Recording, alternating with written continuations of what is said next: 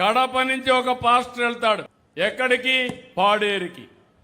పాడేరుకి వెళ్ళి ఒక డ్రామా ఆడతాడు. ఆయన ఎవరో కొట్టారని ఆయనే కొట్టించుకొని నాటకాలు ఆడి రాష్ట్రం అంతా మత విద్వేషాలు సృష్టించాలని ఒక పెద్ద నాటకాన్ని క్రియేట్ చేశారు. ఏమనాలో మీరు చెప్పండి. ఇది మూడో సంఘటన. ఇక్కడ చంద్రబాబు నాయుడు గారు మాట్లాడతా కడప నుంచి ఒక పాస్టర్ గారు వెళ్ళాడు, ఆయన ఈ రాష్ట్రంలోనే మత విద్వేషాలు రెచ్చగొడతాడని చెప్పి మాట్లాడుతున్నాడు. ఈయన అయ్యా నమస్కారం అండి. మీకు ఎక్కడో కడప నుంచి వెళ్ళినటువంటి ఒక చిన్న పాస్టర్, అభినయ్ దర్శి అనేటువంటి ఒక చిన్న పాస్టర్ కనిపించాడు మీకు. ఇతను ఒక పాస్టర్ కూడా కాదు, ఒక జూనియర్ ఆర్టిస్టు. ఇతను బైబిల్ని అడ్డుపెట్టుకుని బతకడానికి వచ్చినటువంటి వ్యక్తి.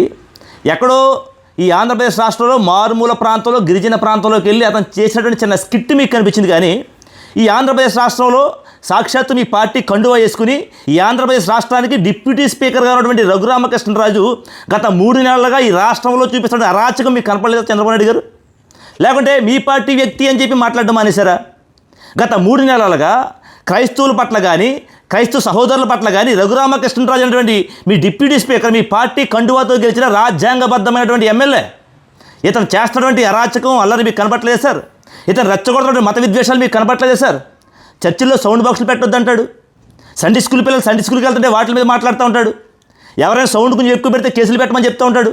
ఇంత దుర్మార్గంగా ఆకువిడేటువంటి ప్రాంతంలో సుమారుగా 52 కుటుంబాలకు చెందినటువంటి సుమారు 70 మంది దళితులని అక్రమంగా పోలీస్ స్టేషన్లో పెట్టించి లాకప్లో కొట్టించి మరి రిమాండ్ పెట్టించాడు కదా. ఇంత దుర్మార్గమైనటువంటి క్రైస్తవులకి హిందువులకి మధ్యన ఇంత మత విద్వేషాలు రెచ్చగొడుతూ ఉన్నాడు కదా. ఈ రఘురామకృష్ణరాజు చేస్తున్నటువంటి అరాచకం ఈ కూటమి ప్రభుత్వంలో చంద్రబాబు నాయుడు గారు మీకు కనపట్లేదా సార్? ఎక్కడో చిన్న పాస్టర్ అభినయ్ దర్శి ఏదో స్కిట్ చేస్తే దాన్ని యావత్ క్రైస్తవ ప్రపంచం ఖండించింది. దాన్ని పట్టుకొచ్చి వాళ్ళు మాట్లాడుతున్నాడు. ముఖ్యమంత్రి గారు మిమ్మల్ని అడుగుతున్నాను నేను, రఘురామకృష్ణరాజు కోసం మీరు ఎందుకు స్పందించట్లేదు? ఈ కూటమి ప్రభుత్వం కానీ, మీరు కానీ, మీ అబ్బాయి కానీ, డిప్యూటీ సీఎం అయినటువంటి పవన్ కళ్యాణ్ గారు కానీ ఎందుచేత రఘురామకృష్ణరాజు మీద స్పందించట్లేదు? కొంచెం సమాధానం చెప్పండి సార్.